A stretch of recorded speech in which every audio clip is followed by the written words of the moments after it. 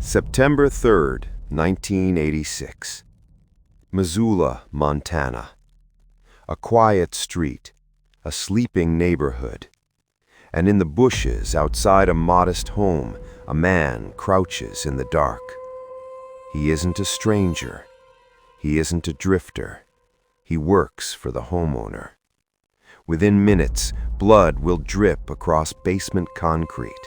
A wife will be dragged upstairs, and a man who thought he knew his employee will realize he let evil through his own front door.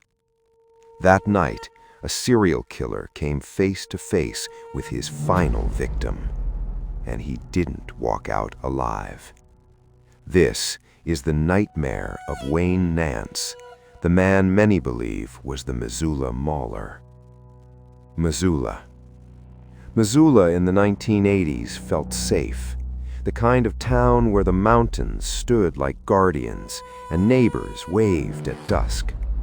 Doug Wells was steady, dependable, the type of man who repaired his own rifle in the basement after dinner. His wife, Chris, trusted the world around her, trusted the man her husband employed. Wayne smiled easily. He blended in. He joked. He shook hands. No one saw the hunger behind his eyes. But monsters rarely introduce themselves. They wait. They watch. They rehearse. Just after midnight, Doug stepped outside. There, in the bushes, Wayne. He claimed he saw a prowler, asked for a flashlight. Doug opened the door. The mistake was instant. A blow to the head, rope tightening around wrists, the metallic scent of blood filling the basement air. Wayne stabbed Doug in the chest and left him bleeding on cold concrete. Then he turned to Chris. Up the stairs, toward the bedroom. The house that once felt warm now echoed with something primal, predatory. But in the basement, Doug was still breathing. Through dizziness, through pain, through the wet sound of his own blood pooling beneath him, he saw the rifle he had been repairing. With shaking hands, he broke free, loaded a single shell.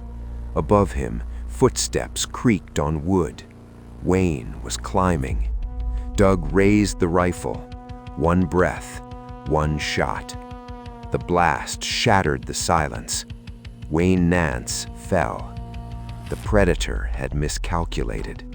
He would die in the hospital the next day. But the horror didn't end there, because investigators soon realized this wasn't his first hunt. For years, bodies had been appearing in the forests around Missoula, so decomposed they barely looked human. They were given nicknames because no one knew their real ones. Betty Beavertail, Debbie Deer Creek, Christy Crystal Creek. Later identified as Devonna Nelson, just 15 years old, Marcella Bachmann, 16, Janet Lee Lucas, 23. Teenagers, a young woman, lives interrupted, families left in permanent darkness. Stab wounds, bullets, shallow graves. The woods of Montana had been swallowing secrets, and now the name Wayne Nance began to surface beside them. To kill and kill again.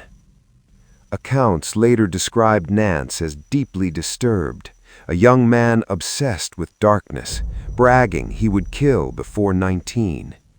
But rumors aren't proof.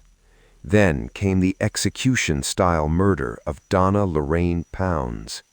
Bound, assaulted, shot in the back of the head in her own basement. Witnesses placed Nance nearby. Still, nothing stuck. He kept working, kept smiling, kept walking freely through town. Imagine shaking hands with someone who has buried bodies. Imagine trusting him with your home. The terror wasn't just what he did, it was how easily he lived among them. December 12th, 1985. a gunman entered the home of Michael and Teresa Shook.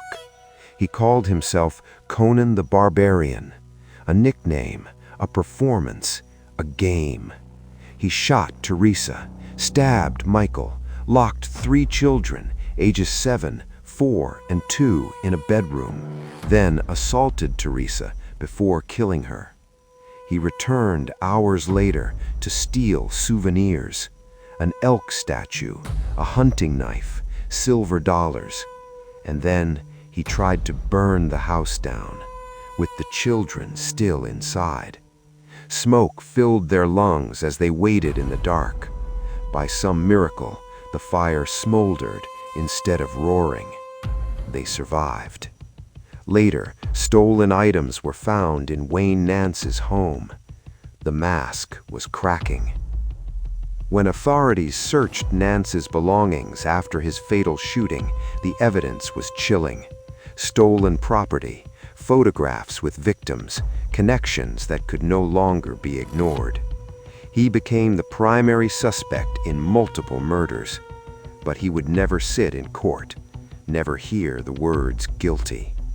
Legally, he remains unconvicted, but the pattern, the brutality, the trophies paint a picture few investigators doubt.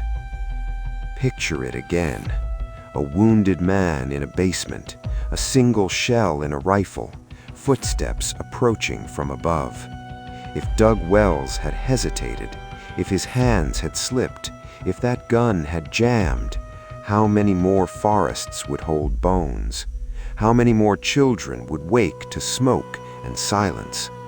Wayne Nance hunted families in their safest place, their homes, until one home fought back. Doug Wells. Doug and Chris survived. The Shook children survived, but the girls in the woods never came home. Because Wayne Nance died before trial, the full truth may be buried with him. How many victims were there really? Were all the killings his? Or are there secrets still sleeping beneath Montana soil?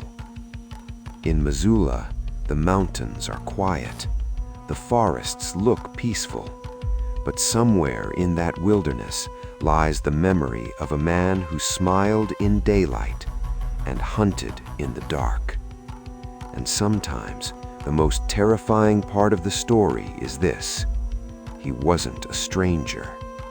He was already inside the house.